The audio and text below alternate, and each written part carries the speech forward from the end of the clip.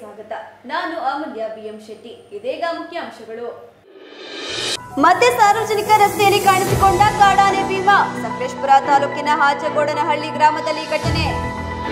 ಪೂರ್ವಜರು ನಡೆಸಿಕೊಂಡು ಬಂದಂತಹ ಗಣೇಶೋತ್ಸವ 70ನೇ ವರ್ಷಕ್ಕೆ ಕಾಲಿಟ್ಟಿದ್ದು ಈ ವರ್ಷವೂ ಕೂಡ ವಿಜೃಂಭಣೆಯಿಂದ ವಿವಿಧ ಸಾಂಸ್ಕೃತಿಕ ಕಾರ್ಯಕ್ರಮದೊಂದಿಗೆ ಆಚರಿಸಲಾಗುತ್ತಿದೆ. ಶ್ರೀ ಗಣಪತಿ ಸೇವಾ ಸಂಸ್ಥೆಯ ಅಧ್ಯಕ್ಷ ಡಾಕ್ಟರ್ ಎಚ್ ನಾಗರಾಜ್ ಹೇಳಿಕೆ. ಮತ್ತು ಮಹಾಭಾರತದಲ್ಲಿ ಕೃಷ್ಣ ಇದ್ದ, ಗದಾಯುದ್ಧದಲ್ಲಿ ಭೀಮ ಗೆದ್ದ, ಇದೀಗ ಕೃಷ್ಣ ಇಲ್ಲದೆ ದುರ್ಯೋಧನ ಗೆಲ್ತಾನೆ. ಕೋಡಿಮಠದ ಶ್ರೀ ಸ್ಫೋಟಕ ಭವಿಷ್ಯ. ವಾರ್ತೆಗಳ ವಿವರ. ಹಾಸನ ಜಿಲ್ಲೆ ಸಕಲೇಶಪುರ ತಾಲೂಕಿನ ಹಾಚಗೋಡನಹಳ್ಳಿ ಗ್ರಾಮದ ಸಾರ್ವಜನಿಕ ರಸ್ತೆಯಲ್ಲಿ ಭೀಮಾ ಕಾಡಾನೆ ಕಾಣಿಸಿಕೊಂಡಿದೆ. ಹಾಸನ ಜಿಲ್ಲೆ ಸಕಲೇಶಪುರ ತಾಲೂಕಿನ ಹಾಚಗೋಡನಹಳ್ಳಿ ಗ್ರಾಮದಲ್ಲಿ ಹಸಿರು ಮೇವು ತಿನ್ನುತ್ತಲೇ ರಸ್ತೆಗೆ ಬಂದ ಭೀಮಾ. ಕಾಡಾನೆ ಕಂಡು ಭಯಭೀತರಾಗಿ ಬೈಕ್ ಆನನಲ್ಲೇ ಬಿಟ್ಟು ಹೋದ ಸವಾರ. ರಸ್ತೆಯಲ್ಲಿ ಬೈಕ್ ನಿಲ್ಲಿಸಿದನ್ನು ಕಂಡು ಪಕ್ಕಕ್ಕೆ ಸರಿದು ಸಾಗಿದ ಭೀಮಾ.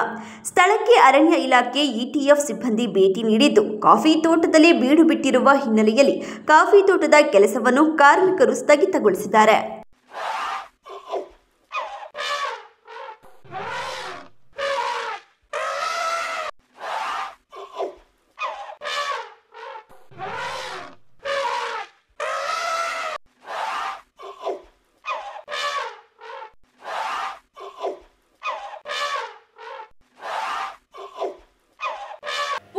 ನಡೆಸಿಕೊಂಡು ಬಂದಂತಹ ಗಣೇಶೋತ್ಸವ 70ನೇ ವರ್ಷಕ್ಕೆ ಕಾಲಿಟ್ಟಿದ್ದು ಈ ವರ್ಷವೂ ಕೂಡ ವಿಜೃಂಭಣೆಯಿಂದ ವಿವಿಧ ಸಾಂಸ್ಕೃತಿಕ ಕಾರ್ಯಕ್ರಮದೊಂದಿಗೆ ಆಚರಿಸಲಾಗುತ್ತದೆ ಎಂದು ಶ್ರೀ ಗಣಪತಿ ಸೇವಾ ಸಂಸ್ಥೆ ಅಧ್ಯಕ್ಷರಾದ ಡಾಕ್ಟರ್ ಎಚ್ ನಾಗರಾಜು ತಿಳಿಸಿದರು. ಪತ್ರಿಕಾಗೋಷ್ಠಿಯಲ್ಲಿ ಮಾತನಾಡಿದ ಅವರು, ಸೆಪ್ಟೆಂಬರ್ 7ರಂದು ಶನಿವಾರ ಪ್ರಾರಂಭವಾಗಿ ಸೆಪ್ಟೆಂಬರ್ 27ರ ಶುಕ್ರವಾರದವರೆಗೆ ಶ್ರದ್ಧಾಭಕ್ತಿ ಪೂರ್ವಕವಾಗಿ ಬೆಳಗಿನಿಂದ ಸಂಜೆಯವರೆಗೆ ಧಾರ್ಮಿಕ ವಿಧಿಗಳನ್ನೊಳಗೊಂಡ ಸಾಂಸ್ಕೃತಿಕ ಕಾರ್ಯಕ್ರಮಗಳನ್ನು ಏರ್ಪಾಡು ಮಾಡಲಾಗಿದೆ. ಪ್ರತಿದಿನ ಮಧ್ಯಾಹ್ನ 12:30ಕ್ಕೆ ಮಹಾಮಂಗಳಾರತಿ ಮತ್ತು ಪ್ರಸಾದ ವಿನಿಯೋಗ ಹಮ್ಮಿಕೊಳ್ಳಲಾಗಿದೆ. ಪ್ರತಿದಿನ 5 ಕುಟುಂಬಗಳು ಭಾಗವಹಿಸಲು ಅವಕಾಶವಿದ್ದು ಅವರ ಹೆಸರುಗಳನ್ನು ಪ್ರಕಟಿಸಲಾಗುವುದು. ಸಂಜೆ 6ರಿಂದ 7 ಮತ್ತು 7ರಿಂದ 9:30ರವರೆಗೆ 2 ಭಾಗಗಳಲ್ಲಿ ಸಾಂಸ್ಕೃತಿಕ ಕಾರ್ಯಕ್ರಮಗಳನ್ನು ಏರ್ಪಾಡು ಮಾಡಲಾಗುವುದು. ವಿದ್ಯಾರ್ಥಿಗಳ ಕಾರ್ಯಕ್ರಮಗಳಿಗೆ ಆದ್ಯತೆಯನ್ನು ಕೊಡಲಾಗುವುದು. 28ನೇ ಶನಿವಾರ ಬೆಳಗ್ಗೆ 9:30 ಗಂಟೆಯಿಂದ ಹಾಸನ ನಗರದ ಪ್ರಮುಖ ಬೀದಿಗಳಲ್ಲಿ ನಡೆಯುವ ಶ್ರೀ ಸ್ವರ್ಣಗೌರಿ ಸಹಿತ ಶ್ರೀ ಮಹಾಗಣಪತಿಯವರ ವಿದ್ಯುತ್ ದೀಪಾಲಂಕಾರ ಸಹಿತ ಪುಷ್ಪ ಮಂಟಪೋತ್ಸವ ಮೆರವಣಿಗೆ ನಡೆಯಲಿದೆ. ಅಂದು ಪ್ರಮುಖವಾಗಿ ಅಯೋಧ್ಯೆಯಲ್ಲಿ ರಾಮ ಮಂದಿರ ಉದ್ಘಾಟನೆ ಆದ ಹಿನ್ನೆಲೆಯಲ್ಲಿ ರಾಮನ ವಿಗ್ರಹವು ಮೆರವಣಿಗೆಯಲ್ಲಿ ಇಡಲಾಗುವುದು. ಮೆರವಣಿಗೆಯಲ್ಲಿ 25ರಿಂದ 30 ಕಲಾ ತಂಡಗಳು ಭಾಗವಹಿಸಲಿದೆ. ಮೈಸೂರು ದಸರಾ ರೀತಿಯಲ್ಲಿ ಸಾಂಸ್ಕೃತಿಕ ಕಲಾ ತಂಡಗಳೊಂದಿಗೆ ಪ್ರಮುಖ ರಾಜ ಬೀದಿಗಳಲ್ಲಿ ಮೆರವಣಿಗೆ ಸಾಗಲಿದೆ. ಅಂದು ಸಂಜೆ 7:30ಕ್ಕೆ ದೇವಗಿರಿಯಲ್ಲಿ ತೆಪ್ಪದಲ್ಲಿ ಗಣಪತಿ ವಿಸರ್ಜನೆ ಆಗಲಿದೆ.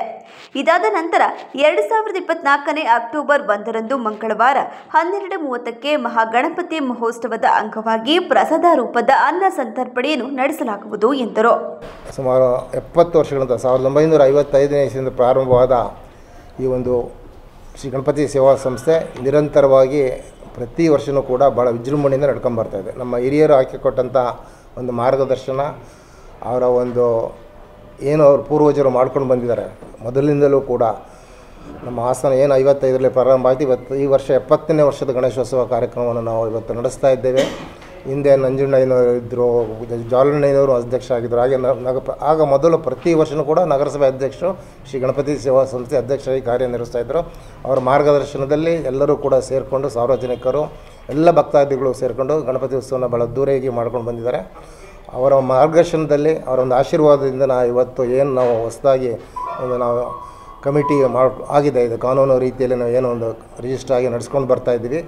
ಈ ಒಂದು ಸಂಸ್ಥೆ ಭಾಳ ಅಚ್ಚುಕಟ್ಟಾಗಿ ಸುಮಾರು ಒಂದು 21 ವರ್ಷಗಳಿಂದಲೂ ಕೂಡ ನಾವು ನಡೆಸ್ಕೊಂಡು ಬರ್ತಾಯಿದ್ದೀವಿ. ಇದು ಇವತ್ತು ಮೊನ್ನೆ ಶನಿವಾರ ಪ್ರಾರಂಭ ಆದ ಒಂದು ಗಣೇಶೋತ್ಸವ ಕಾರ್ಯಕ್ರಮ 27ನೇ ತಾರೀಕುವರೆಗೂ ಕೂಡ ನಿರಂತರವಾಗಿ ಪ್ರತಿ ದಿವಸ ನಡ್ಕೊಂಡು ಬರ್ತಾಯಿದೆ. ಬೆಳಗ್ಗೆ ಪೂಜಾ ವಿಧಿವಿಧಾನಗಳು 9 ಗಂಟೆಗೆ ಪ್ರಾರಂಭ ಆದರೆ ಮಧ್ಯಾಹ್ನ 12:30ಕ್ಕೆ ಸರಿಯಾಗಿ ಒಂದು ಮಹಾಮಂಗಳಾರತಿ ಕಾರ್ಯಕ್ರಮಗಳು ನಡೆಯುತ್ತೆ. ಆ ಮಹಾಮಂಗಳಾರತಿ ಮತ್ತು ವಿಶೇಷ ಪ್ರಸಾದ ವಿನಿಯೋಗ ಪ್ರತಿ ದಿವಸನೂ ಕೂಡ ನಡೆಯುತ್ತೆ. ಈ ಪ್ರಸಾದ ವಿನಿಯೋಗ ಮತ್ತು ಪೂಜಾ ಕೈಂಕರ್ಯಗಳಿಗೆ ಹಾಸನ ನಗರದ ಎಲ್ಲ ನಮ್ಮ ಸಾರ್ವಜನಿಕ ಬಂಧುಗಳು, ಸಹೋದರ ಸಹೋದರಿಯರು, ಸಂಘ ಸಂಸ್ಥೆಗಳು ಭಾಳಷ್ಟು ಧನ ಸಹಾಯ ಮಾಡಿ ಅವರು ಧನವನ್ನು ಅರ್ಪಿಸಿ ಪ್ರೋತ್ಸಾಹ ಕೊಡ್ತಾ ಇದ್ದಾರೆ. ಅದರಲ್ಲೂ ಇವತ್ತು ಈ ಸಲ ಮಾಡಿಸಿರೋ ಗಣಪತಿ 9.5 ಅಡಿ ಎತ್ತರವಾದ ಗಣಪತಿ ಅರಸೀಕೆರೆ ಮಹಾದೇವಪ್ಪ ಅಂತೇಳಿ ಭಾಳ ಉತ್ತಮವಾದ ಕಲಾವಿದರು, ಭಾಳ ಅಚ್ಚುಕಟ್ಟಾಗಿ ಭಾಳ ಆಕರ್ಷಣೀಯವಾಗಿ ಮಾಡಿದ್ದಾರೆ. ಆ ಒಂದು ಭಕ್ತಿಪೂರ್ವಕವಾಗಿ ನಮ್ಮನ್ನು ನಾವು ಅಲ್ಲಿ ಮರ್ತೋಗ್ಬಿಡ್ಬೇಕು ನಾವು ಎದುರುಗಡೆಯಿಂದ ಕಂಡಾಗ ಆ ಥರ ಮಾಡಿದ್ದಾರೆ. 6 ಗಂಟೆಯಿಂದ 6ರಿಂದ 7 ಭಜನಾ ಕಾರ್ಯಕ್ರಮಗಳು ನಡೀತಾ ಇರುತ್ತೆ. ಮತ್ತು 7ರಿಂದ 9 ವಿಶೇಷವಾದ ಕಾರ್ಯಕ್ರಮ, ಅದು ಭರತನಾಟ್ಯ ಇರ್ಬೋದು, ಸಂಗೀತ ಇರ್ಬೋದು, ಹರಿಕಥೆ ಮತ್ತು ನಾಟಕಗಳು, ಸಂಗೀತ, ಭರತನಾಟ್ಯ ಎಲ್ಲ ಕಾರ್ಯಕ್ರಮಗಳು ಕೂಡ ನಿರಂತರವಾಗಿ 27 ಕಾರ್ಯಕ್ರಮ ನಡ್ಕೊಂಡು ಬರುತ್ತೆ. ಪ್ರತಿ ದಿವಸ ಮಧ್ಯಾಹ್ನ ಸೇವಾರ್ಥ ಇರುತ್ತೆ. ಮುಖ್ಯವಾಗಿ ನಾವು 26ನೇ ತಾರೀಕು ಹಾಸ್ಯ ನಟ ಮತ್ತು ಮಿಮಿಕ್ರಿ ಗೋಪಿ ಮತ್ತು ತಂಡದವರಿಂದ ಒಂದು ಹಾಸ್ಯ ಸಂಜೆ ಕಾರ್ಯಕ್ರಮವನ್ನು ಏರ್ಪಾಡು ಮಾಡಿದ್ದೀವಿ. 25ನೇ ತಾರೀಕು ಬುಧವಾರ ಅವತ್ತು ನಮ್ಮ ಚಾಮರಾಜನಗರದಿಂದ ನರಸಿಂಹಮೂರ್ತಿ ಅಂತೇಳಿ ಹೆಸರಾಂತ ಅಂತಾರಾಷ್ಟ್ರೀಯ ಕಲಾವಿದರು ಅವರೊಂದು ಜಾನಪದ ಕಾರ್ಯಕ್ರಮವನ್ನು ಕೂಡ ನಡೆಸ್ಕೊಡ್ತಾ ಇದ್ದಾರೆ. ಹಾಗೆ ಇನ್ನೂ ನಮ್ಮ ಜಿಲ್ಲೆಯಿಂದ, ರಾಜ್ಯದಿಂದ ಮತ್ತು ಸ್ಪೆಷಲಿ ನಾವು ಈ ಸಲ ಸ್ಥಳೀಯ ಕಲಾವಿದರಿಗೆ, ಶಾಲಾ ಮಕ್ಕಳಿಗೆ, ಹಾಸನದ ಜನರಿಗೆ, ಗ್ರಾಮೀಣ ಪ್ರದೇಶದವರಿಗೆ ಪ್ರತಿಯೊಬ್ಬರಿಗೂ ಕೂಡ ನಾವು 15 ದಿವಸ 21 ದಿವಸದಲ್ಲಿ 15 ದಿವಸ ಅವರಿಗೆ ಕಂಪ್ಲೀಟ್ ನಾವು ಸ್ಥಳೀಯ ಕಲಾವಿದರಿಗೆ ಆದ್ಯತೆಯನ್ನು ಕೊಟ್ಟು ನಾವು ಪ್ರೋತ್ಸಾಹವನ್ನು ಕೊಡ್ತೀವಿ, ಕಾರ್ಯಕ್ರಮಗಳನ್ನು ನಡೆಸ್ತಾ ಇದ್ವಿ. ಈ ಕಾರ್ಯಕ್ರಮ 27ನೇ ತಾರೀಕು ಮುಗಿಯುತ್ತೆ. ಮತ್ತು ಇದರ ಮಧ್ಯದಲ್ಲಿ ನಾವು 16ನೇ ತಾರೀಕು ಈ ತಿಂಗಳು 16ಕ್ಕೆ ಏನು ತಂಡದವರು ಸರಿಗಮ ಕಾರ್ಯಕ್ರಮ, ಸಂಗೀತ ಕಾರ್ಯಕ್ರಮ ಸ್ಪರ್ಧೆ ಏರ್ಪಡಿಸ್ತಾ ಇದ್ದರೆ ಆ ಕಾರ್ಯಕ್ರಮವನ್ನು ನಾವು ಬೆಳಗ್ಗೆ 9 ಗಂಟೆಯಿಂದ ಮಧ್ಯಾಹ್ನ 12 ಗಂಟೆವರೆಗೂ ಏರ್ಪಡಿದ್ವಿ.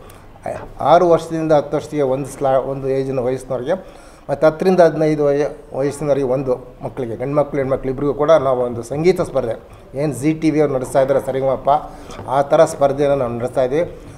ಎಲ್ಲ ನಾನು ವಿನಂತಿ ಮಾಡ್ಕೊಳ್ತಿದ್ದೀನಿ. ಅವತ್ತು ರಜೆ ಇದೆ, ಗೌರ್ಮೆಂಟ್ ಹಾಲಿಡೇ ಇದೆ. ಅವತ್ತು 16ನೇ ತಾರೀಕು ಈದ್ ಮಿಲಾದ್ ಇದೆ. ಅದರಿಂದ ಅವತ್ತು ಮಕ್ಕಳು, ಸಾರ್ವಜನಿಕರು, ಶಾಲಾ ಮಕ್ಕಳು ಅವತ್ತು ಹೆಚ್ಚಿನ ಸಂಖ್ಯೆಯಲ್ಲಿ ಅಷ್ಟೊಳಗಡೆ ಬಂದು ನಾವು ಅವರು ರಿಜಿಸ್ಟ್ರೇಷನ್ ಮಾಡಿಸಿ ಕೊಟ್ಟೋದ್ರೆ ಅವರಿಗೆ ನಾವು ಎಲ್ಲ ಸ್ಪರ್ಧೆಯಲ್ಲಿ ಯಾರು ಉತ್ತಮವಾಗಿ ಆಯ್ಕೆ ಆಗ್ತಾರೆ ಅವರಿಗೆಲ್ಲ ನಾವು ಬಹುಮಾನ ವಿತರಣೆ ಮತ್ತು ಅವರಿಗೆಲ್ಲ ನಾವು ಸೇವಾ ಸಂಸ್ಥೆನ ಪುರಸ್ಕಾರವನ್ನು ಕೊಡೋಕ್ಕೆ ಕೂಡ ನಾವು ತೀರ್ಮಾನ ಮಾಡಿದ್ದೀವಿ. ಅದೇ ರೀತಿ ನಾವು 21ನೇ ತಾರೀಕು ಶನಿವಾರ ನಾವು ಉಚಿತವಾಗಿ ನಮ್ಮ ಸೇವಾ ಸಂಸ್ಥೆ ವತಿಯಿಂದ ಮತ್ತು ಸಂಘ ಸಂಸ್ಥೆಯಿಂದ ಒಂದು ಬ್ಲಡ್ ಡೊನೇಷನ್ ಕ್ಯಾಂಪ್ ಮಾಡ್ತಾಯಿದ್ವಿ. ನಾವು ರಕ್ತದಾನ ಶಿಬಿರವನ್ನು ಮಾಡ್ತಾಯಿದ್ವಿ. ರಕ್ತವನ್ನು ವಾಲಂಟಿಯರಾಗಿ ಬಂದು ಸಾರ್ವಜನಿಕರು ಕೊಡ್ಬೋದು. ಮತ್ತು ಅವನು ಕಲೆಕ್ಟ್ ಮಾಡಿದ ರಕ್ತವನ್ನು ಯಾರು ಬಡವರಿಗೆ ಅಗತ್ಯ ಇದೆಯೋ ಅಂಥವ್ರಿಗೆ ನಾವು ಉಚಿತವಾಗಿ ಕೊಡೋ ಒಂದು ಏರ್ಪಾಡನ್ನು ಕೂಡ ನಾವು ಮಾಡಿದ್ದೀವಿ. ರಕ್ತದಾನ ಶಿಬಿರವನ್ನು ಈ ಸಲ ಮಾಡ್ತಾಯಿದ್ದೀವಿ. ಕಳೆದ ವರ್ಷ ನಾವು ಕ್ಯಾನ್ಸರ್ ಉಚಿತ ಚಿಕಿತ್ಸಾ ಶಿಬಿರ ಮಾಡಿದ್ದು. ಅದರಲ್ಲೂ ಭಾಳ 270 ಜನ ಪೇಷಂಟ್ಸ್ ರಿಜಿಸ್ಟರ್ ಮಾಡಿ ಸುಮಾರು 70 ಜನ ನಾವು ಕ್ಯಾನ್ಸರ್ ಹಾಸ್ಪಿಟ್ಲಿಗೆ ರೆಫರ್ ಮಾಡಿದ್ದು. ಈ ವರ್ಷವೂ ಕೂಡ ನಾವು ಈ ರೀತಿ ಒಂದು ಬ್ಲಡ್ ಡೊನೇಷನ್ ಕ್ಯಾಂಪ್ ಮಾಡಿ ಅಗತ್ಯರ ಎಲ್ಲರಿಗೂ ಕೂಡ ನಾವು ಅದ್ರ ಶ್ರೀಮಂತರು ಬಡವರು ಅನ್ನೋ ಭೇದ ಇಲ್ಲ, ನಾವು ಉಚಿತವಾಗಿ ಬ್ಲಡ್ಡನ್ನು ಅವರಿಗೆ ಕೊಡುವಂಥ ಏರ್ಪಾಡು ಮಾಡ್ತೀವಿ. ಅವತ್ತಿನ ದಿವಸ ಕೂಡ ನಾವು ಉಚಿತವಾಗಿ BP ಪರೀಕ್ಷೆ ಮತ್ತು ಸಕ್ಕರೆ ಕಾಯಿಲೆ ಪರೀಕ್ಷೆಯನ್ನು ಮಾಡ್ತಾಯಿದ್ದೀವಿ, ಶುಗರ್ದು. ನಂತರ 28ನೇ ತಾರೀಕು ಶನಿವಾರ ಅವತ್ತು ಬೆಳಗ್ಗೆ 9:30ಕ್ಕೆ ಉತ್ಸವದ ಕಾರ್ಯಕ್ರಮ ಇದೆ.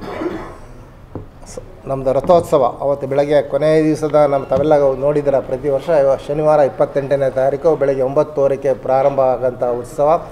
ನಾವು ಭಾಳಷ್ಟು ವಿಜೃಂಭಣೆಯಿಂದ ಅಲಂಕರಿಸಿದ ರಥದಲ್ಲಿ ಶ್ರೀ ಗಣೇಶ ಮತ್ತು ಗೌರಮ್ಮನ ವಿಗ್ರಹವನ್ನು ಇಟ್ಟು ನಾವು ಪ್ರಾರಂಭ ಮಾಡ್ತೀವಿ. ಮತ್ತು ಅದರಲ್ಲಿ ವಿಶೇಷವಾಗಿ ಈ ವರ್ಷ ಅಯೋಧ್ಯೆಯಲ್ಲಿ ರಾಮ ಮಂದಿರ ಉದ್ಘಾಟನೆಯಾಗಿ ರಾಮಲಲ್ಲ ಪ್ರತಿಷ್ಠಾಪನೆ ಆಗಿದೆ. ಆ ರಾಮಲಲ್ಲ ಪ್ರತಿಷ್ಠಾಪನೆ ರೂಪದಲ್ಲಿ ಕೂಡ ಒಂದು ವಿಗ್ರಹವನ್ನು ಮಾಡಿ ಅದನ್ನು ಟ್ಯಾಬ್ಲೋವನ್ನು ಕೂಡ ಈ ವರ್ಷ ಅದರಲ್ಲಿ ಅರೇಂಜ್ ಮಾಡಿ ಅದನ್ನು ಕೂಡ ಮೆರವಣಿಗೆಲಿರುತ್ತೆ. ಅದ್ರ ಜೊತೆಗೆ ವಿವಿಧ ಕಲಾ ತಂಡಗಳು ಕೂಡ ಈ ಪ್ರಾರಂಭ ನಾವು ಮಾಡ್ತಾಯಿದ್ದೀವಿ. ಅದರಲ್ಲಿ ಮುಂದುಗಡೆ ಮೂರ್ತಿಯ ಗಣೇಶ ಮತ್ತು ಗೌರಮ್ಮನ ಮುಂದುಗಡೆ ನಂದಿ ಧ್ವಜ ಮತ್ತು ನಾದಸ್ವರ, ಹಾಗೆ ಪೂಜಾ ಕುಣಿತ, ಗಾರಡಿ, ಹುಲಿವೇಷ, ಚಂಡೆ ಮಹಿಳೆ, ಕೀಲ್ಕುದುರೆ, ನಾಸಿಕ್ ಡೋಲು, ಯಕ್ಷಗಾನ, ಸುಗ್ಗಿ ಕುಣಿತ, ಡೊಳ್ಳು ಕುಣಿತ, ಗರವನ ಕುಣಿತ, ವೀರಗಾಸೆ, ನಗಾರಿ, ಎತ್ತರದ ಮಹಿಳೆಯರಿಂದ ತಮಟೆ, ಕೋಲಾಟ, ಚಿಟ್ಟಿ ಮೇಳ ಮತ್ತು ಯಕ್ಷಗಾನ, ಆಮೇಲೆ ಕೆಲವು ಟ್ಯಾಬ್ಲೋಗಳು, ಹಾಗೆ ನಗಾರಿ, ಈ ಥರ ಎಲ್ಲ ವಿವಿಧ ಕಲಾ ತಂಡಗಳು ನಮ್ಮ ಹಾಸನ ನಗರದಿಂದ ಮತ್ತು ಗ್ರಾಮೀಣ ಪ್ರದೇಶದಿಂದ ಮತ್ತು ನೆರೆಯ ಜಿಲ್ಲೆಗಳಿಂದ ತಾಲೂಕುಗಳಿಂದ ಈಗ ಮತ್ತು ಕೇರಳದಿಂದ ಚಂಡೆ, ಮಂಗಳೂರಿನಿಂದ, ಗುರುವಾಯೂರು ಕೆರೆಯಿಂದ ಇವೆಲ್ಲ ನಾವು ಇಷ್ಟೊಂದು ಸುಮಾರು 25-30 ಕಲಾ ತಂಡದೊಂದಿಗೆ ಒಂದು ಮೈಸೂರು ದಸರಾ ರೀತಿಯಲ್ಲಿ ಒಂದು ಉತ್ಸವವನ್ನು ನಾವು ಮಾಡ್ತಾಯಿದ್ದೀವಿ. ಸುಮಾರು ಒಂದು 5 ಕಿಲೋಮೀಟ್ರ್ ದೂರ ಅದು ನಮಗೆ ಸಾಗುತ್ತೆ. ಹಾಸನದಲ್ಲಿ ಪ್ರಮುಖ ರಾಜಬೀದಿಗಳಲ್ಲಿ ಮೆರವಣಿಗೆ ಸಾಗಿ ನಂತರ ಆಯಾ ವೃತ್ತದಲ್ಲಿ ಇದೆಲ್ಲ ಕಲಾ ಪ್ರದರ್ಶನಗಳನ್ನು ನಾವು ಏರ್ಪಡಿಸ್ತಾ ಇದ್ದೀವಿ ಮುಖ್ಯವಾದ ವೃತ್ತಗಳಲ್ಲಿ. ನಂತರ ಕೊನೆಗೆ 7:30ಗೆ ನಮಗೆ ದೇವಗೆರೆಗೆ ಹಾಸನದ ನಗರದ ಮಧ್ಯಭಾಗದಲ್ಲಿರುವ ದೇವಿಕೆರೆಯಲ್ಲಿ ನಾವು ವಿಸರ್ಜನಾ ಕಾರ್ಯಕ್ರಮವನ್ನು ಇಟ್ಕೊಂಡಿದ್ದೆ. ಬೃಹತ್ ಅಲಂಕಾರಕೃತವಾದ ಒಂದು ತೆಪ್ಪದ ಮೇಲೆ ಕೂರಿಸಿ ಅಲ್ಲಿ ಒಂದು ಕೂಡ ಭಾಳ ಆಕರ್ಷಣೀಯ ತೆಪ್ಪೋತ್ಸವವನ್ನು ಮಾಡಿ ಅಲ್ಲಿ ಒಂದು ವಿಸರ್ಜನೆ ಮಾಡುವಂಥ ಕಾರ್ಯಕ್ರಮಗಳನ್ನು ನಾವು ಇಟ್ಕೊಂಡಿದ್ವಿ. ಮತ್ತು ನಂತರ 1ನೇ ತಾರೀಕು ಮಂಗಳವಾರ ಸಂತೆ ಇರುತ್ತೆ. ಅದರಿಂದ ಗ್ರಾಮೀಣ ಪ್ರದೇಶದಲ್ಲಿ ಕೂಡ ಹೆಚ್ಚು ಜನರು ಬರ್ತಾರೆ. ಮಾರನೇ ದಿವಸ ಹಬ್ಬ ಇರೋದ್ರಿಂದ 2ನೇ ತಾರೀಕು ಗಾಂಧಿ ಜಯಂತಿ ಇದೆ ಮತ್ತು ಮಹಾಲಯ ಅಮಾವಾಸ್ಯೆ ಪಕ್ಷ ಇರೋದ್ರಿಂದ ಎಲ್ಲ ಸುಮಾರು ಸಾವಿರಾರು ಜನ 16,000 ಜನ ಗ್ರಾಮೀಣ ಪ್ರದೇಶದಿಂದ ಬರ್ತಾರೆ. ನಗರದ ಜನಗಳು ಅವತ್ತು ಬರ್ತಾರೆ. 1ನೇ ತಾರೀಕು ನಾವು ಅನ್ನದಾನವನ್ನು ಇಟ್ಕೊಂಡಿದ್ವಿ. ನಾವು ಪತ್ರಿಕಾಗೋಷ್ಠಿಯಲ್ಲಿ ಶ್ರೀ ಗಣಪತಿ ಸೇವಾ ಸಂಸ್ಥೆಯ ಕಾರ್ಯದರ್ಶಿ ಚನ್ನವೀರಪ್ಪ, ಧರ್ಮದರ್ಶಿಗಳಾದ HM ಸುರೇಶ್ ಕುಮಾರ್, ಲಲಾಟ್ ಮೂರ್ತಿ, MK ಕಮಲಾ ಕುಮಾರ್ ಹಾಜರಿದ್ದರು. ಮೂಡ ಹಗರಣದಿಂದ ಸಿಎಂ ಸಿದ್ದರಾಮಯ್ಯ ಕುರ್ಚಿಗೆ ಕಂಟಕ ಬರಬಹುದು ಎಂಬ ಆತಂಕದ ನಡುವೆಯೇ ಕೋಡಿ ಶ್ರೀಗಳು ಸ್ಫೋಟಕ ಭವಿಷ್ಯ ನುಡಿದಿದ್ದಾರೆ. ರಾಜಕೀಯ ವಿದ್ಯಮಾನಗಳ ಬಗ್ಗೆ ಕರಾರುವಾಕ್ಕಾಗಿ ಭವಿಷ್ಯ ನುಡಿಯುವ ಕೋಡಿಮಠದ ಶ್ರೀಗಳು ಇದೀಗ ಸಿದ್ದರಾಮಯ್ಯ ಭವಿಷ್ಯದ ಬಗ್ಗೆ ಮತ್ತು ದೇಶದಲ್ಲಿ ಆಗಬಹುದಾದ ಪ್ರಕೃತಿ ವಿನಾಶಗಳ ಬಗ್ಗೆ ಸ್ಫೋಟಕ ಭವಿಷ್ಯ ನುಡಿದಿದ್ದಾರೆ.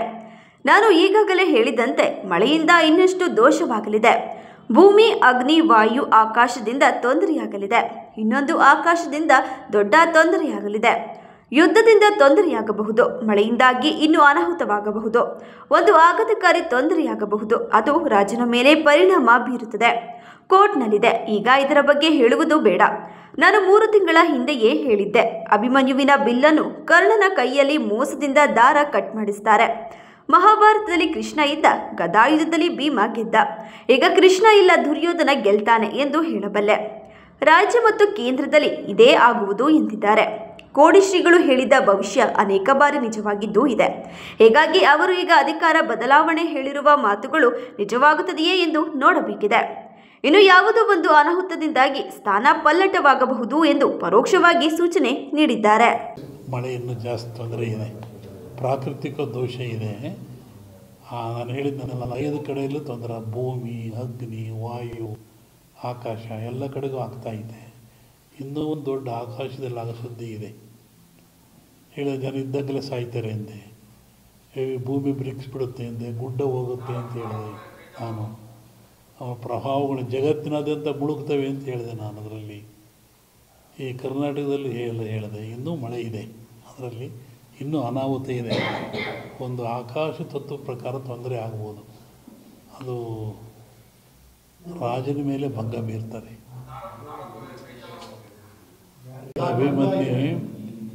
ಅಭಿಮನ್ಯುವಿನ ಬಿಲ್ಲನ್ನು ಕರ್ಣನ ಕೈಯಿಂದ ಮೋಸದಲ್ಲಿ ದಾರ ಕಟ್ ಮಾಡಿಸ್ತಾರೆ. ಮಹಾಭಾರತದಲ್ಲಿ ಕೃಷ್ಣ ಇದ್ದ, ಗದಾಯುದ್ಧದಲ್ಲಿ ಭೀಮ ಗೆದ್ದ. ಈಗ ಕೃಷ್ಣ ಎಲ್ಲ ದುರ್ಯೋಧನ ಗೆಲ್ತಾನೆ ಅಂತ ಹೇಳಿದ್ದೀನಿ. ಅದು ಅರ್ಥ ಹೇಳ್ತೀನಿ ಆಮೇಲೆ ನಾನೇನು ಅಂತ. ಇದೇ ಆಗೋದು. ಸೆಂಟ್ರಲ್ಲೂ ಇದ್ದಾನೆ, ಸ್ಟೇಟು ಇದ್ದಾನೆ. ಅದಕ್ಕೆ ಮೊದಲು ಹೇಳಿದ್ದೆ ಸರ್ಕಾರಕ್ಕೆ ಏನು ತೊಂದರೆ ಆಗಲ್ಲ ಅಂತ ಹೇಳಿದ್ದೆ ನಾನು. ಹಾಗೆ ಅದು ಇದ್ದು ಹೇಳಿದ್ದೆ ಹೇಳ್ಬೇಕಾದ್ರೆ. ಜಲ, ಅಗ್ನಿ, ಪೃಥ್ವಿ, ವಾಯು ಅಂತ ಇರ್ತದೆ. ಅದು ಮೊದಲಿಂದ ರೂಢಿ ಇರಬೇಕು, ಒಂದೇ ಸರಿ ಮಾಡೋಕ್ಕಾಗಲ್ಲ ಅದನ್ನು. ಇದು ಪಂಚಾಗ್ನಿಯಿಂದ ಒಂದು ಚೌಕ ಇರುತ್ತೆ, ಇಷ್ಟದಪ್ಪ ಗುಡ್ಡದಲ್ಲಿ ಗಟ್ಟಿ ಕೆಂಡ ಹಾಕ್ತಾರೆ. ತಲೆ ಮೇಲೆ ಬರುತ್ತೆ 5. ಆ ಮಧ್ಯದಲ್ಲಿ ಬಾಳೆ ಎಲೆ ಮೇಲೆ ಕೂತ್ಕೊಂಡು ನಾವೇನು ಯೋಚನೆ ಮಾಡ್ಕೊಂಡು ಜಪ 3 ತಾಸು ಮಾಡ್ತೀವಿ, ಅದು ಅರ್ಥವಾಗುತ್ತೆ. ಆವಾಗಲೇ ಇದು ಅರ್ಧ ಆಗಲಿಲ್ಲ. ಒಂದು ಗೌರವದ ಭಂಗ ಅಂತಾಯಿತು.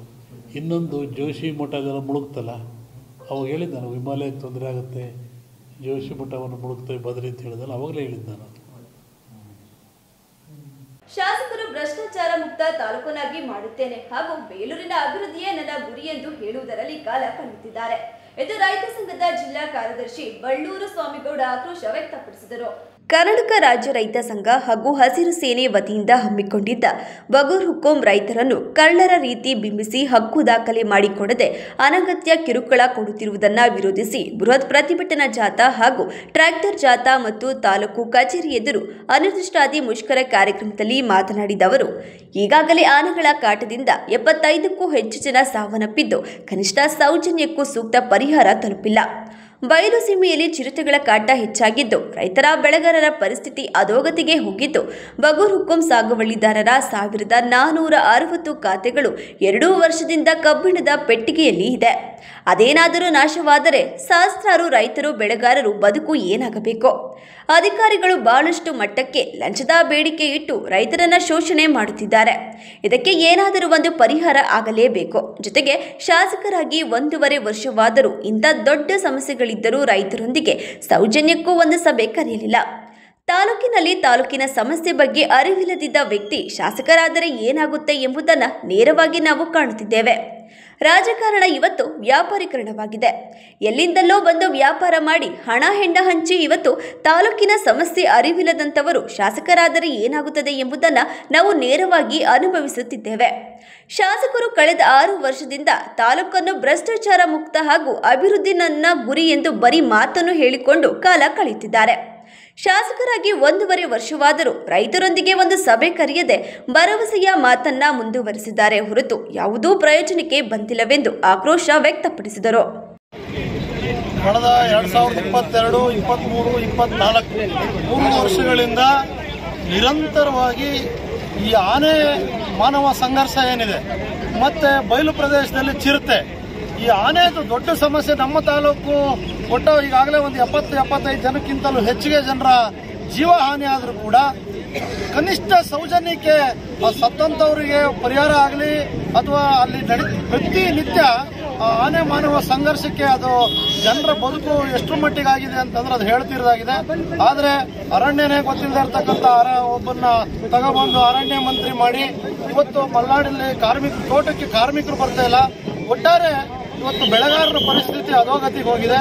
ಮತ್ತೆ ಏನು ಬಗರುಕುಂ ಸಾಗುವಳಿದಾರರಿದ್ದಾರೆ ಇಡೀ ಬೇಲೂರು ತಾಲೂಕಿನಾದ್ಯಂತ ಸುಮಾರು 1460 ಜನ ಖಾತೆಯನ್ನ ಮಾಡಿದಂಥವ್ರನ್ನ ಮತ್ತೆ ಕೆಲವರಿಗೆ ಖಾತೆ ಆಗಿಲ್ಲ, ಸಾಗುವಳಿ ಕೊಟ್ಟು ಇದುವರೆಗೂ ಕೂಡ ಅವರಿಗೆ ಹಕ್ಕು ದಾಖಲೆಯನ್ನು ಮಾಡಿಕೊಡ್ಲಾರ್ದಲ್ಲೇ ಒಂದು ಕಬ್ಬಣದ ಪೆಟ್ಟಿಗೆನಲ್ಲಿ AC ವರದಿ ಕೊಟ್ಟಿದ್ದಾನೆ ಯಾರೋ ಒಬ್ಬ ಅಂತಕ್ಕಂಥ ಒಂದು ಇದನ್ನ ಇಟ್ಕೊಂಡು ಇವತ್ತವರೆಗೂ ಅದನ್ನ ಓಪನ್ ಮಾಡ್ತಾ ಇಲ್ಲ, ಅದನ್ನು ತೆಗಿತಾ ಇಲ್ಲ ಅಥವಾ ಅದಕ್ಕೆ ಏನಾದ್ರು ಒಂದು ಪರಿಹಾರ ಒದಗಿಸ್ತಾ ಇಲ್ಲ. ಅಂದ್ರೆ ಅದ್ರೊಳಗಡೆ ದಾಖಲೆಗಳು 2 ವರ್ಷದಿಂದ ಕಬ್ಬಣದ ಪೆಟ್ಟಿಗೆ ಒಳಗಿರ್ತಕ್ಕಂಥವು ನಾಶ ಆದ್ರೆ ಸುಮಾರು 1,500 ಜನ ರೈತರು ಬದುಕು ಇವತ್ತು ಬೀದಿಗೆ ಬೀಳ್ತಕ್ಕಂಥ ಆತಂಕ ಇದೆ. ಅದರಲ್ಲಿ ದೀನ, ದಲಿತರು, ಬಡವರು, ಕಾಫಿ ಬೆಳೆಗಾರರು ಎಲ್ಲರೂ ಇದ್ದಾರೆ. 100 ವರ್ಷದಿಂದ ಭೂಮಿಯನ್ನ ಸಾಗುವಳಿ ಮಾಡಿರ್ತಕ್ಕಂಥದ್ದನ್ನು ಇವತ್ತು ಒಂದು ಖಾತೆಯನ್ನ ಮಾಡಿಕೊಟ್ಟದನ್ನ ಇವತ್ತು ಮುಚ್ಚಿಟ್ಟು ಇವತ್ತು ರೈತರನ್ನ ಇವತ್ತು ಅಲಿಸ್ತಕ್ಕಂಥ ಕೆಲಸ ನಡೀತಾ ಇದೆ.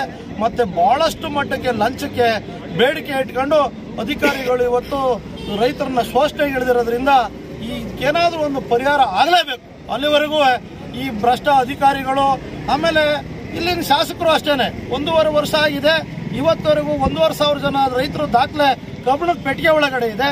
ಇದನ್ನ ಏನ್ ಮಾಡಬೇಕು ಮಾಡಬಾರ್ದು ಅಂತೇಳಿ ರೈತರ ಸಭೆ ಕರೀರಿ ಅಂತೇಳಿ 1.5 ವರ್ಷದಿಂದ ರೈತ ಸಂಘ ಹೇಳ್ತಾ ಇದೆ.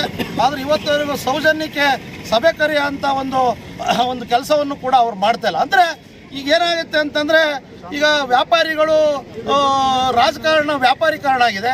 ಈಗ ಎಲ್ಲಿಂದಲೋ ಬಂದು ಈ ತರ ವ್ಯಾಪಾರ ಮಾಡಿ ಹಣ ಹೆಂಡನ ಹಂಚಿ ಇವತ್ತು ತಾಲೂಕಿನ ಸಮಸ್ಯೆಗಳ ಬಗ್ಗೆ ಅರಿವಿಲ್ಲದೆ ಇದ್ದಂಥವ್ರು ಶಾಸಕರಾದ್ರೆ ಏನಾಗುತ್ತೆ ಅನ್ನೋದನ್ನ ನಾವು ಇವತ್ತು ನೇರವಾಗಿ ಅನುಭವಿಸ್ತೀವಿ. ನೇರ ಫಲಾನುಭವಿಗಳು ಇವತ್ತು ನಾವು ನೇರವಾಗಿ ಇವತ್ತು ರೈತರಿಗೆ ಶೋಷಣೆ ಆಗ್ತದೆ. ಕನಿಷ್ಠ 1.5 ವರ್ಷದಿಂದ ರೈತ ಸಂಘ ಹೇಳಿದ್ರು ಕೂಡ ಅವರು ಸಭೆ ಕರೆಯಲ್ಲ ಅಂತಂದ್ರೆ ಇವರಿಗೆ ನಾವು ಜಡ್ಡುಗಟ್ಟಿದ ವಾತಾವರಣದಲ್ಲಿದ್ದಾರೆ ಅನ್ಬೇಕು, ಎಮ್ಮೆ ಚರ್ಮದ ಶಾಸಕರು ಅನ್ಬೇಕು ಗೊತ್ತಿಲ್ಲ. ಹಾಗಾಗಿ ಆಮೇಲೆ ತಾಲೂಕಿನಾದ್ಯಂತ ಸರ್ವೇರ್ಗಳು ಲಂಚ ಅಂತಂದ್ರೆ ಜಮೀನನ್ನ ಮಾರಾಟ ಮಾಡಿದ್ರು ಅಷ್ಟಕ್ಕೆ ಹೋಗಲ್ಲ, ಅಷ್ಟು ದುಡ್ಡು ಕೇಳ್ತಾರೆ. 4 ಲಕ್ಷ 5 ಲಕ್ಷ 4 ಎಕರೆ ಪೋಡಿ ಮಾಡ್ಕೊಡೋದಕ್ಕೆ, ದುರಸ್ತಿ ಮಾಡ್ಕೊಡೋದಕ್ಕೆ ಈ ತರ ಸಿಕ್ಕ. ಆಮೇಲೆ ಶಾಸಕರು ಹೇಳ್ತಾರೆ ಭ್ರಷ್ಟ ರಹಿತ ಆಡಳಿತ ಅಂತ. ಆಮೇಲೆ ಬೇಲೂರಿನ ಅಭಿವೃದ್ಧಿ ನನ್ನ ಗುರಿ ಅವರು 6.5 ವರ್ಷದಿಂದ ಹೇಳ್ತಾ ಇದ್ರು, ಅದನ್ನು ಈಗಲೂ ಹೇಳ್ತಾ ಇದ್ದಾರೆ. ನೀವು ಅದನ್ನು ಬರಿತಾ ಇದ್ದೀರಿ, ಮಾಧ್ಯಮದವರು ಕೂಡ ನೀವು ಪ್ರಶ್ನೆ ಮಾಡ್ಬೇಕಾಗತ್ತೆ ನಮ್ಮ ಪರವಾಗಿ. ಸ್ವಾಮಿ ನೀವು ಶಾಸಕರಾಗಕ್ಕಿಂತ ಮೊದಲು ಹೇಳ್ಬೇಕಾಗಿತ್ತು, ಇದನ್ನ ಹೇಳ್ತಾ ಇದ್ರಿ, ಈಗ ಶಾಸಕರಾಗಿದ್ದೀರಿ, ರೈತರು ಬೀದಿ ಬೀಳ್ತಾ ಇದ್ದಾರೆ, ಇದನ್ನ ಸ್ವಲ್ಪ ಗಂಭೀರವಾಗಿ ಆಲೋಚನೆ ಮಾಡಿ ಅಂತೇಳಿ ನೀವು ಸ್ವಲ್ಪ ನಮ್ಮ ಪರವಾಗಿ ಮಾತಾಡಿ ಅಂತೇಳಿ ಈ ಸಂದರ್ಭದಲ್ಲಿ ಹೇಳ್ತಾ, ಈ ಎಲ್ಲ ಸಮಸ್ಯೆಗಳು ಮುಗಿಯುವವರೆಗೆ, ಈ ಎಲ್ಲ ಸಮಸ್ಯೆಗಳಿಗೆ ಸರಿಯಾದಂತ ಸ್ಪಂದನೆ ಸಿಗುವವರೆಗೆ ಈ ಧರಣಿ ಅಹೋರಾತ್ರಿಗೆ ಮುಂದುವರಿಯುತ್ತೆ ಅಂತಕ್ಕಂಥ ಮಾತನ್ನ ಈ ಸಂದರ್ಭದಲ್ಲಿ ಹೇಳಿ. ಪ್ರತಿಭಟನೆಯಲ್ಲಿ ತಾಲೂಕು ರೈತ ಸಂಘದ ಅಧ್ಯಕ್ಷ ಬೋಗ ಮಲ್ಲೇಶ್, ಕಾಫಿ ಬೆಳೆಗಾರರ ಸಂಘದ ಅಧ್ಯಕ್ಷ ಅಧೂರಿ ಚೇತನ್ ಕುಮಾರ್, ರೈತ ಸಂಘದವರು ಹಾಗೂ ಹೊಯ್ಸಳ ಮಾಲೀಕರ ಮತ್ತು ಚಾಲಕರ ಸಂಘ ಹಾಗೂ ಕಾಫಿ ಬೆಳೆಗಾರರ ಸಂಘದವರು ಹಾಜರಿದ್ದರು. ಇದೀಗ ಜಾಹೀರಾತು. ಹೇ ಮುಖೇಶ್, ಏನು ಫುಲ್ ಖುಷಿಯಾಗಿದ್ಯಾ? ಟೆನ್ಷನ್ ಫ್ರೀ ಆಗಿದ್ಯಾ? ಏನ್ ನಡೀತಿದೆ? ಹೌದು, ನಾನಂತೂ GST ಸರಿಯಾಗಿ ಫಿಲ್ ಮಾಡ್ತಾ ಇದ್ದೀನಿ, ಹಾಗಾಗಿ ಟೆನ್ಷನ್ ಇಲ್ಲ. ನಾನು IDBI ಬ್ಯಾಂಕ್ ನ GST ಆಧಾರಿತ ಗೃಹ ಸಾಲನ ತಗೊಂಡಿದ್ದೀನಿ ಅಂಡ್ ಅದು ಉದ್ಯಮಿಗಳಿಗೆ ಒಳ್ಳೆ ಬಡ್ಡಿ ದರ ಮತ್ತೆ ಗರಿಷ್ಠ ಹಣ ನೀಡುತ್ತೆ. IDBI ಬ್ಯಾಂಕ್ ऐसा दोस्त जैसा. ಹಾಯ್ ವಿನಯ್, ನಾನು ವಾಣಿಜ್ಯ ಅಥವಾ ಫಾರ್ಮ್ ಹೌಸ್ ಅಥವಾ ಜಾಗದ ಮೇಲೆ ಹೂಡಿಕೆ ಮಾಡ್ಬೇಕು ಅಂತ ಇದ್ದೀನಿ, ಸೂಚಿಸೋ ಏನಾದ್ರು. IDBI ಬ್ಯಾಂಕ್ ನಲ್ಲಿ ನಿನ್ನ ಬಳಿ ಇರುವಂತ ಆಸ್ತಿನ ಅಡಮಾನಕ್ಕೆ ಬಳಸಬಹುದು. ಇಲ್ಲಿ ಒಳ್ಳೆ ಬಡ್ಡಿ ದರ ಮತ್ತೆ ಗರಿಷ್ಠ ಹಣ ಕೂಡ ಸಿಗುತ್ತೆ. IDBI ಬ್ಯಾಂಕ್ ऐसा दोस्त जैसा. ಹೇ ಕಾರ್ತಿಕ್, ನನ್ನ ಡ್ರೀಮ್ ಕಾರ್ ನ ಫೈನಲ್ ಮಾಡಿದ್ದೀನಿ, ಆದ್ರೆ ಹಣಕಾಸಿನ ನೆರವಿನ ಜೊತೆಗೆ ಮರುಪಾವತಿ ಆಯ್ಕೆ ಮತ್ತು ಸುಲಭ ಪ್ರಕ್ರಿಯೆ ನನಗೆ ಹೊಂದಿಕೊಳ್ಳುವ ಹಾಗೆ ರೀತಿ ಬೇಕು. ಹಾಗಾದ್ರೆ IDBI ಬ್ಯಾಂಕ್ ಅವರ ವಾಹನ ಸಾಲನೇ ಬೆಸ್ಟ್. ಗರಿಷ್ಠ ಹಣ, ಗರಿಷ್ಠ ಅಧಿಕಾರಾವಧಿ ಮತ್ತೆ ಹೊಂದಿಕೊಳ್ಳುವ ಮರುಪಾವತಿ ಆಯ್ಕೆಗಳು ಕೂಡ ಸಿಗುತ್ತೆ. IDBI ಬ್ಯಾಂಕ್ ऐसा दोस्त जैसा. ವಿದೇಶದಲ್ಲಿ ಕಲಿಬೇಕಾ? ಆದ್ರೆ ಹಣಕಾಸಿನ ಬಗ್ಗೆ ವರಿ ಮಾಡ್ತಾ ಇದ್ದೀರಾ? ಒಳ್ಳೆ ಬಡ್ಡಿ ದರ, ಸುಲಭ ಮರುಪಾವತಿ ಆಯ್ಕೆ ಮತ್ತೆ ಸಾಲ ಮರುಪಾವತಿ ಸೌಲಭ್ಯ ಇರೋ IDBI ಎಜುಕೇಶನ್ ಲೋನ್ ನ ಹಿಂದೆ ಪಡ್ಕೊಳ್ಳಿ. IDBI ಬ್ಯಾಂಕ್ ವಿದ್ಯಾರ್ಥಿನಿಯರಿಗೆ ಬಡ್ಡಿ ದರದಲ್ಲಿ ವಿಶೇಷ ರಿಯಾಯಿತಿ ಕೂಡ ನೀಡ್ತಾ ಇದೆ. IDBI ಬ್ಯಾಂಕ್ ऐसा दोस्त जैसा. ನಿಮ್ಮ ಚಿನ್ನವನ್ನ ಮಾರೋದಕ್ಕೆ ಯೋಚಿಸ್ತಾ ಇದ್ದೀರಾ? ಸಿಂಪಲ್, whitegold.moneyಗೆ ಭೇಟಿ ಮಾಡಿ ನಿಮ್ಮ ಚಿನ್ನವನ್ನ ಮಾರಿ ತಕ್ಷಣ ಹಣ ಪಡೆಯಿರಿ. ಬದುಕೋದು ಅಷ್ಟು ಸುಲಭ ಅಲ್ಲ, ಆದರೆ ಇವಳು 42 ವರ್ಷದಿಂದ ನನ್ನನ್ನು ಮಕ್ಕಳನ್ನ ಚೆನ್ನಾಗಿ ನೋಡ್ಕೊಂಡಿದ್ದಾಳೆ. ನಾನು ಅವಳಿಗೆ ಅದ್ದೂರಿ ಜೀವನ ಕೊಡೋಕ್ಕಾಗದೇ ಇದ್ರು ಊರಿನ ದೊಡ್ಡ ದೊಡ್ಡ ಡಾಕ್ಟರ್ಸ್ಗಳ ಹತ್ರ ಕರ್ಕೊಂಡೋದೆ. ಚಿನ್ನ ಮಾರ್ದೆ, ಅದು ಇವಳು ಜೀವನಕ್ಕಿಂತ ದೊಡ್ಡದಲ್ವಲ್ಲ. ವೈಟ್ ಗೋಲ್ಡ್ ಕೈ ಹಿಡಿದು ಗೌರವದಿಂದ ಮಾರ್ದೆ. ನೀವು ಕೂಡ ಒಂದ್ಸಲ whitegold.moneyನ ವಿಸಿಟ್ ಮಾಡಿ. And remember, when I turn my gold into money, ನಾನು ಕೂಡ ವೈಟ್ ಗೋಲ್ಡ್ ಅನ್ನೇ ಆಯ್ಕೆ ಮಾಡ್ತೀನಿ. ನನ್ನ ಬಾಲ್ಯ ಅಮೂಲ್ಯ ನೆನಪುಗಳಿಂದ ತುಂಬಿತ್ತು. ಸಮಯದ ಸವಾಲನ್ನು ಎದುರಿಸಿ ನಿಂತ ಪರಂಪರೆ. ಆಹಾ, ಶೈನಿಂಗ್, ಆದ್ರೆ ಏನೋ ಮಿಸ್ಸಿಂಗ್.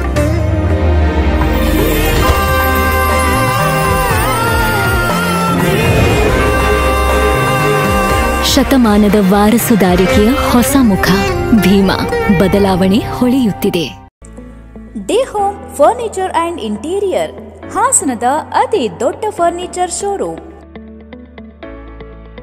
ನಿಮ್ಮ ಕನಸಿನ ಮನೆಯ ಅಂದವನ್ನ ಹೆಚ್ಚಿಸಲು ಹಾಗೂ ಆರಾಮದಾಯಕ ಪೀಠೋಪಕರಣಗಳು ಉತ್ಕೃಷ್ಟ ಗುಣಮಟ್ಟದಲ್ಲಿ ಲಭ್ಯ.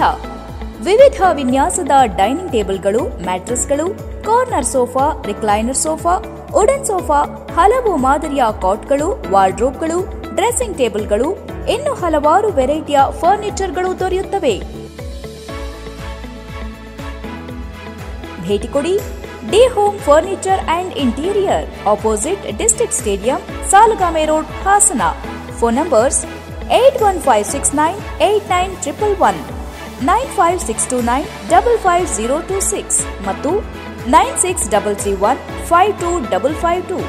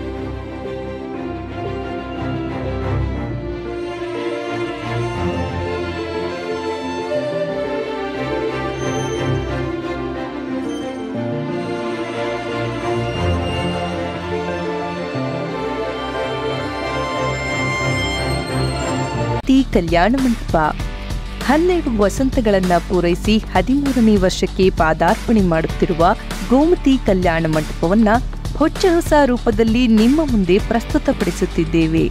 ಅತ್ಯಾಧುನಿಕವಾಗಿ ನವೀಕರಣಗೊಂಡ ಕಲ್ಯಾಣ ಮಂಟಪದಲ್ಲಿ 1500 ಜನರು ಪಾಲ್ಗೊಳ್ಳಬಹುದಾದ ಬ್ಯಾಂಕ್ವೆಟ್ ಹಾಲ್, 700 ಜನರು ಊಟ ಮಾಡಬಹುದಾದ ಡೈನಿಂಗ್ ಹಾಲ್ ಇದ್ದು, ಮದುವೆ, ಬೀಗರ ಔತಣ, ನಾಮಕರಣ ಮತ್ತು ಎಲ್ಲ ಶುಭ ಸಮಾರಂಭಗಳಿಗೆ ಸಸ್ಯಾಹಾರಿ ಮತ್ತು ಮಾಂಸಾಹಾರಿ ಔತಣಗಳಿಗೆ ಹಾಲ್ ಅನ್ನು ನೀಡಲಾಗುತ್ತದೆ. 4 ಎಕರೆಗೂ ಅಧಿಕ ಜಾಗದಲ್ಲಿ ವಾಹನಗಳಿಗೆ ಉತ್ತಮವಾದ ಪಾರ್ಕಿಂಗ್ ವ್ಯವಸ್ಥೆ ಸಹ ಲಭ್ಯವಿದೆ. ನಿಮ್ಮ ಕುಟುಂಬದ ಸುಂದರ ಕಾರ್ಯಕ್ರಮಗಳನ್ನು ಅತ್ಯುತ್ತಮ ಕ್ಷಣಗಳನ್ನಾಗಿ ಮಾರ್ಪಾಡಾಗಿಸಲು ಒಂದು ಒಳ್ಳೆಯ ಜಾಗ, ಅದುವೇ ನಮ್ಮ ಗೋಮತಿ ಕಲ್ಯಾಣ ಮಂಟಪ. ಗೋಮತಿ ಕಲ್ಯಾಣ ಮಂಟಪ, ಕೋರ್ಟ್ ಹೊಸ ಬಸ್ ನಿಲ್ದಾಣದ ಹತ್ತಿರ, ಚನ್ನಪಟ್ಟಣ ಬಡಾವಣೆ, ಹೊಳೆನರಸೀಪುರ ರಸ್ತೆ, ಹಾಸನ. ಬುಕಿಂಗ್ ಹಾಗೂ ಹೆಚ್ಚಿನ ಮಾಹಿತಿಗಾಗಿ ಸಂಪರ್ಕಿಸಿ 9448427261 8970568666.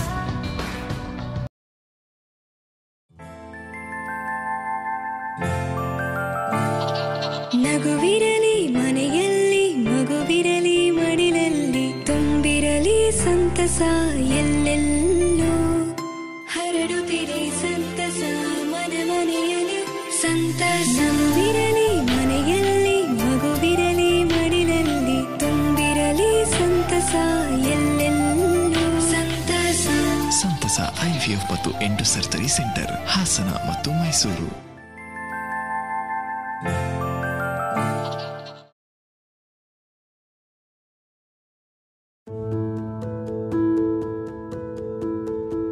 ನೀವು ನಿಮ್ಮ ಚಿನ್ನವನ್ನು ಪ್ರಸ್ತುತ ದರದಲ್ಲಿ ಮಾರಾಟ ಮಾಡಬೇಕೇ?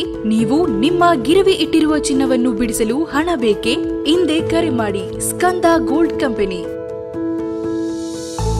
7996089960.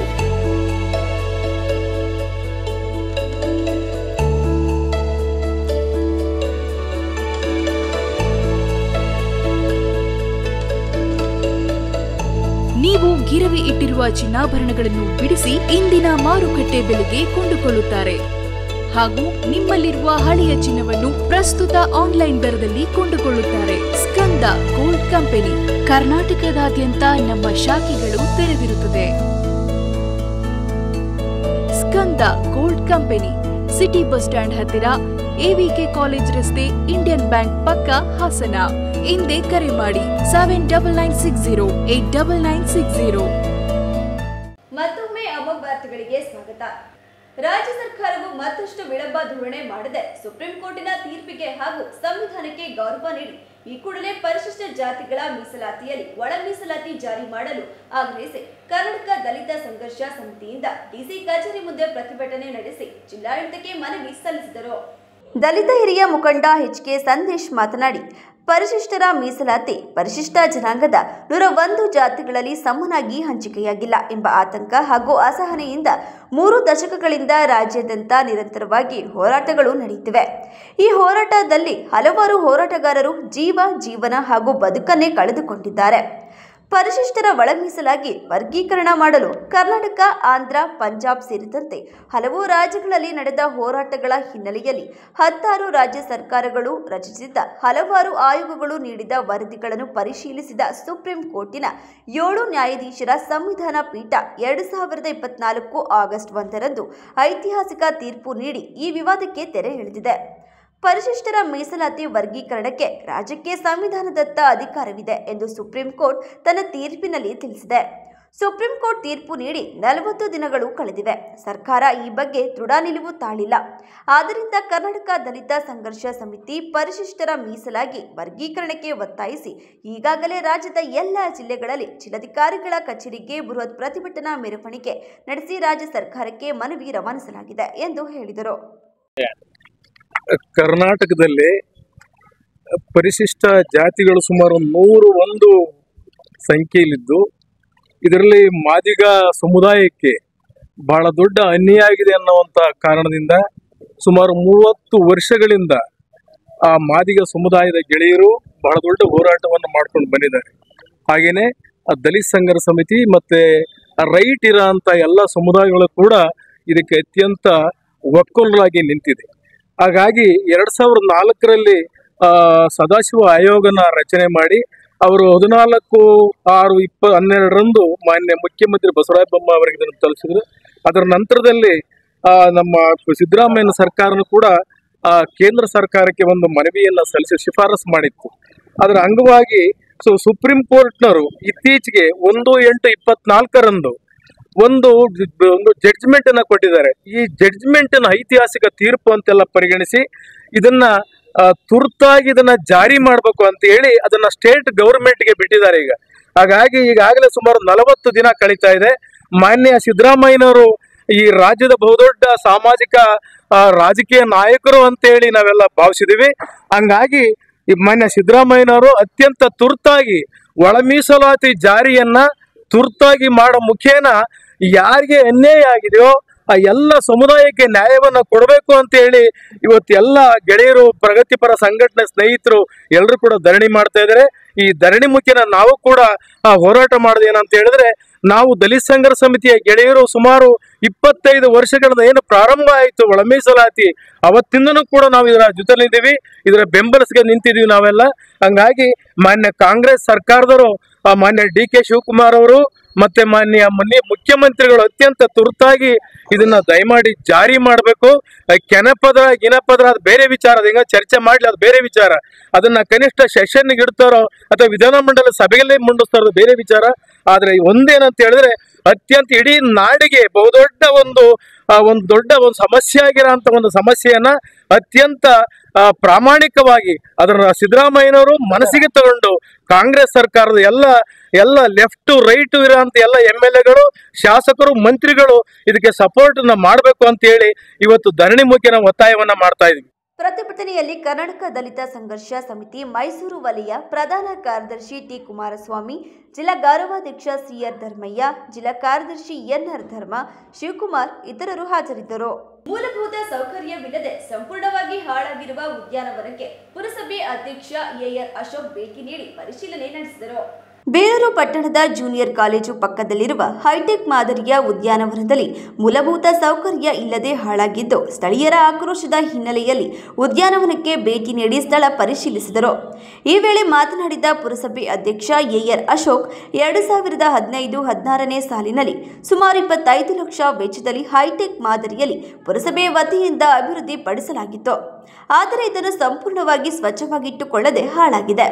ಒಂದು ಕಾರ್ಯಕ್ರಮಕ್ಕಾಗಿ ಲಕ್ಷಾಂತರ ವೆಚ್ಚ ಮಾಡಿ ನಿರ್ಮಾಣ ಮಾಡಿದಂತಹ ತಡೆಗೋಡೆಗಳನ್ನು ಸಂಪೂರ್ಣವಾಗಿ ಮುರಿದು ಹಾಕಿ ಹಾಳಾಗಿರುವುದು ನಿಜಕ್ಕೂ ಬೇಸರದ ಸಂಗತಿ.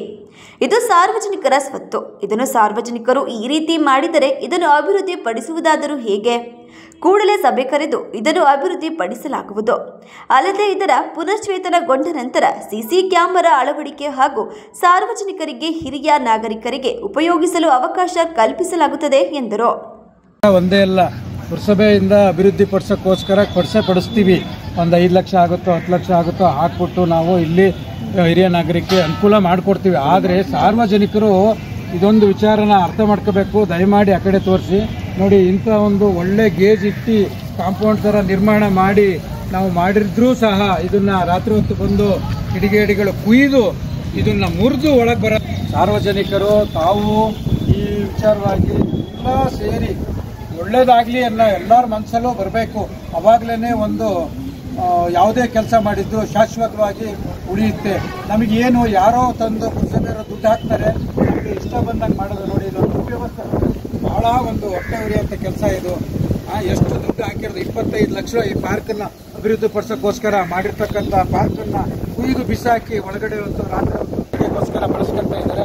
ಸಾರ್ವಜನಿಕರು ಇಂಥ ಕೆಲಸನ ಮುಂದೆಂದೂ ಯಾವತ್ತೂ ಮಾಡಬಾರ್ದು. ಇಲ್ಲಿಗೆ ಒಬ್ಬರನ್ನ ಸಿಬ್ಬಂದಿನ ಈ ಪಾರ್ಕ್ ನಿರ್ಮಾಣ ಆದ ನಂತರ ನಾವು ಇಲ್ಲಿ ಒಂದು ಸಿಬ್ಬಂದಿನೂ ಸಹ ಮೇಂಟೆನೆನ್ಸ್ ಮತ್ತೆ ಲೈಟಿನ ವ್ಯವಸ್ಥೆನೂ ಮಾಡಿಕೊಡ್ತೀವಿ, ನೀರಿನ ವ್ಯವಸ್ಥೆನೂ ಮಾಡಿಕೊಡ್ತೀವಿ.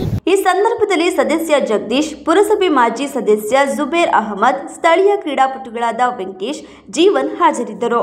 ಹಾಸನ ಜಿಲ್ಲೆಯ ಸಮಗ್ರ ಮತ್ತು ಸಮರ್ಪಕ ಅಭಿವೃದ್ಧಿಯ ಕುರಿತು ಬೃಹತ್ ವಿಚಾರ ಸಂಕಿರಣ ಮತ್ತು ಪೂರ್ವಭಾವಿ ವಿಚಾರ ಗೋಷ್ಠಿಗಳು ಹಾಗೂ ಪ್ರಬಂಧ ಸ್ಪರ್ಧೆಯನ್ನು ಸೆಪ್ಟೆಂಬರ್ 20ರಂದು ಅಂಬೇಡ್ಕರ್ ಭವನದಲ್ಲಿ ಹಮ್ಮಿಕೊಳ್ಳಲಾಗಿದೆ ಎಂದು CITU ಜಿಲ್ಲಾಧ್ಯಕ್ಷ ಧರ್ಮೇಶ್ ತಿಳಿಸಿದರು.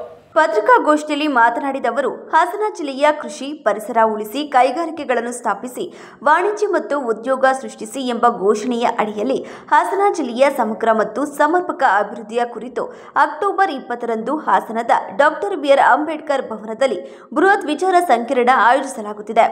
ಈ ಬೃಹತ್ ವಿಚಾರ ಸಂಕಿರಣದಲ್ಲಿ ಕೃಷಿ, ಪರಿಸರ, ಕೈಗಾರಿಕೆ ಮತ್ತು ವಾಣಿಜ್ಯದ ವಿಷಯಗಳ ತಜ್ಞರು ಹಾಗೂ ಸಾಮಾಜಿಕ ಮತ್ತು ಆರ್ಥಿಕ ಚಿಂತಕರಿಂದ ಹಾಸನ ಜಿಲ್ಲೆಗೆ ಸಂಬಂಧಿಸಿದ ಸಂಶೋಧನೆ ಮತ್ತು ಅಧ್ಯಯನದ ಆಧಾರದಲ್ಲಿ ಸಿದ್ಧಪಡಿಸಿದ ವಿಷಯಗಳ ಪ್ರಬಂಧ ಮಂಡನೆ, ಸಂವಾದ ಮತ್ತು ಚರ್ಚಾಗೋಷ್ಠಿಗಳನ್ನು ನಡೆಸಲಾಗುವುದು.